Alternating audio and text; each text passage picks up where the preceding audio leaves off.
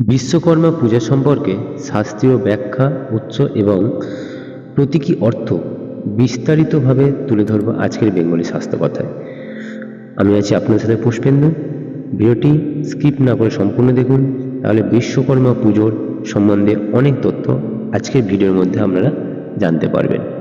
প্রথমে জানব বিশ্বকর্মাকে। বিশ্বকর্মা হলে দেবতাদের স্থাপত্য শিল্পী, কারিগর এবং প্রকৌশলের অধিপতি। তিনি সৃষ্টি, স্থাপত্য নির্মাণ ও যন্ত্রপাতি, যুদ্ধাস্ত্র, নগর পরিকল্পনা এবং শিল্পকলার উৎস।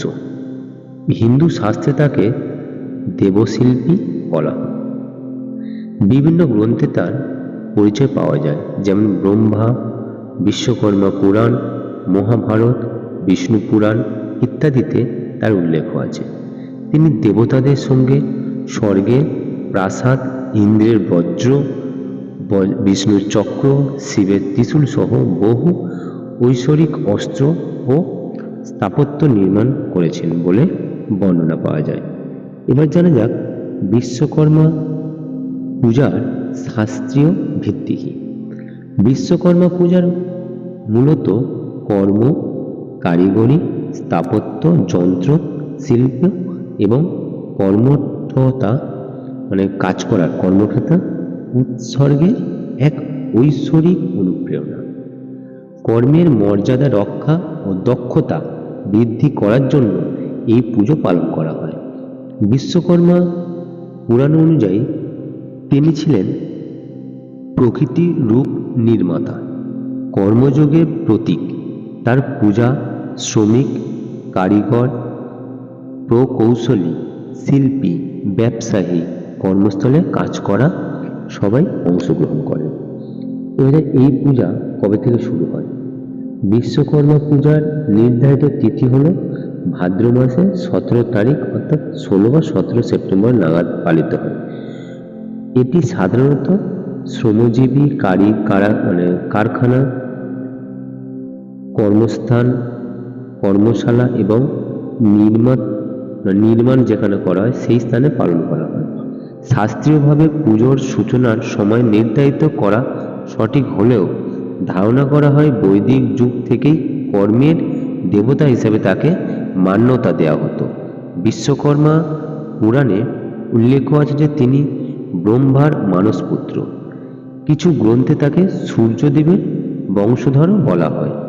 ঐতিহাসিকবিদদের মতে মধ্যযুগের হস্তশিল্প ও স্থাপত্য বিশেষ ভূমিকার জন্য তার পুজো জনপ্রিয় হয় এবং শিল্প বিপ্লবের যুগে তা আরও বিস্তার লাভ করে। কে প্রথম শুরু করেছিল এই পূজা? এখানে বলা হচ্ছে শাস্ত্রে তার পুজোর সূচনা নির্ধারিত না হলেও বলা হয় ঋষিরা ও দেবগণ প্রথম তাকে সম্মান জানিয়ে কর্ম পূজা শুরু হয়। দেবতাদের অস্ত্র, যন্ত্র তৈরির জন্য তার আশীর্বাদ প্রয়োজন ছিল বলে পুজো প্রচলিত হয়। পরে কারিগর, স্থাপত্য শিল্পী, শ্রমজীবী তারা পৃষ্ঠপোষকভাবে দেবতা হিসাবে গ্রহণ করেছিল। বাংলায় এটি বিশেষভাবে জনপ্রিয় হয় শিল্পক্ষেত্রের সঙ্গে যুক্ত মানুষের জন্য। এবার জানা যাক বিশ্বকর্মা 4টি হাত কেন? বিশ্বকর্মা এর বেশি হতে পারত, 8টি হতে পারত, 6টি হতে পারত বা 2টি হতে পারত, কেন 4টি? এটাই জানা যাক। বিশ্বকর্মার 4 হাতে বিভিন্ন উপকরণ থাকে যা তার বহুমুখী দক্ষতার প্রতীক।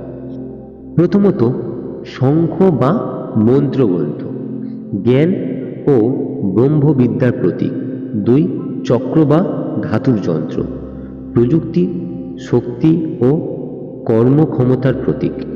3 হাতুড়ি বা নির্মাণের সরঞ্জাম, স্থাপত্য ও কারিগরি ও শ্রমের প্রতীক। 4 নম্বর হচ্ছে পরিমাপের যন্ত্র, যেমন কম্পাস, স্কেল, যেটা বিজ্ঞান, গণিত এবং সূক্ষ্ম পরিকল্পনার প্রতীক।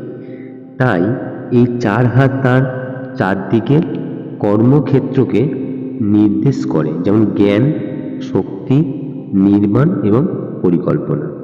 তিনি কর্মের সঙ্গে ধর্মের ঐক্য প্রতিষ্ঠা করেন। বিশ্বকর্মা পুজোর কি করা হয়? যন্ত্র, গাড়ি, কারখানা, সরঞ্জাম পরিষ্কার করে সাজানো হয়। কর্মস্থানে হলুদ, চন্দন, ধূপ, প্রদীপ, ফুল দিয়ে পুজো হয় এবং কাজের শুরুতে মন্ত্র পাঠ হয়, ওম বিশ্বকর্মে নমঃ।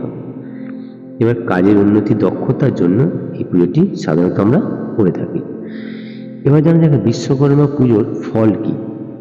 প্রথমত দক্ষতা বৃদ্ধি, দুর্ঘটনা থেকে রক্ষা, ব্যবসার উন্নতি, কর্মে মনোযোগ বা স্থিরতা, প্রযুক্তি ও স্থাপত্যের উন্নতি এবং শ্রমের মর্যাদার প্রতিষ্ঠার জন্য আমরা এই পুজো করে থাকি। আমি আজকের ভিডিওর মাধ্যমে যতটুকু সম্ভব তুলে ধরার চেষ্টা করলাম বিশ্বকর্মা পুজোর ঐতিহাসিক কাহিনী বা পৌরাণিক কাহিনী, কিভাবে শুরু হয়েছিল এই বিশ্বকর্মা পুজো, এবং সেই তথ্যগুলো আপনার সামনে তুলে ধরলাম। যদি ভালো লেগে থাকে অবশ্যই আমার চ্যানেলটিকে সাবস্ক্রাইব করে পাশে থাকা বেল আইকনটি প্রেস করতে কিন্তু ভুলবেন না। সবাই ভালো থাকবেন, সুস্থ থাকবেন।